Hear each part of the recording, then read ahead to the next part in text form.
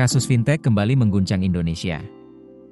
3 petinggi perusahaan yang terhubung dengan Coinworks resmi ditahan kejaksaan. Diduga ada manipulasi invoice, kredit ratusan miliar rupiah, hingga dugaan keterlibatan bank BUMN.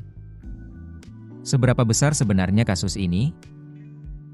Kejaksaan Tinggi DKI Jakarta resmi menahan 3 petinggi PT Lunaria Anua Teknologi atau Coinworks dalam kasus dugaan korupsi penyaluran kredit melalui platform Coinworks.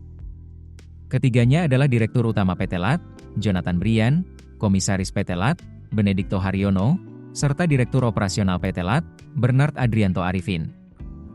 Mereka ditahan pada Rabu malam, 6 Mei 2026, setelah ditetapkan sebagai tersangka dalam dugaan tindak pidana korupsi penyaluran dana oleh salah satu bank BUMN melalui platform pembiayaan digital Coinworks. Menurut Kejati Jakarta, ketiganya diduga bekerja sama menyalurkan pembiayaan kepada sejumlah nasabah menggunakan analisis yang tidak layak. Tak hanya itu, penyidik juga menemukan dugaan manipulasi agunan berupa invoice serta tidak dilakukannya penutupan asuransi kredit.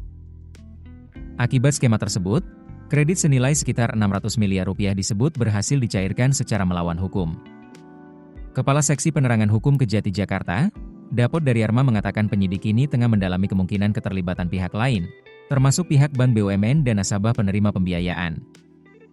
Penyidik juga telah menyita sejumlah barang bukti dan akan menelusuri aliran dana serta aset yang terkait dengan perkara ini.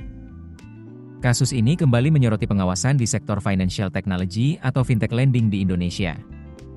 Sebelumnya, Coinworks juga sempat menjadi sorotan setelah muncul kasus gagal bayar yang merugikan lender hingga ratusan miliar rupiah. Kini, dengan munculnya dugaan korupsi penyaluran kredit bernilai fantastis, publik mulai mempertanyakan bagaimana mekanisme pengawasan pembiayaan digital bisa kecolongan dalam jumlah sebesar itu.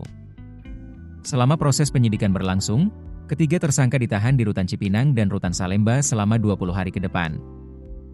Mereka dijerat dengan Undang-Undang Pemberantasan Tindak Pidana Korupsi dan terancam hukuman maksimal 20 tahun penjara serta denda hingga 2 miliar rupiah. Kasus ini pun diperkirakan masih akan berkembang. Karena penyidik membuka kemungkinan adanya pihak lain yang ikut menikmati aliran dana maupun terlibat dalam proses pencairan kredit bermasalah tersebut. Lalu pertanyaannya sekarang, apakah ini hanya ulah segelintir oknum? Atau justru membuka persoalan yang lebih besar di industri fintech dan penyaluran kredit digital di Indonesia? Keputusan bisnis terbaik datang dari data, bukan tebakan.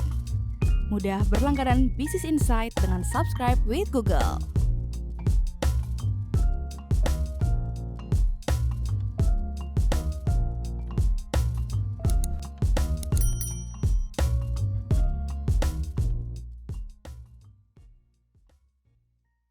Download aplikasi Kontan sekarang di App Store atau Play Store.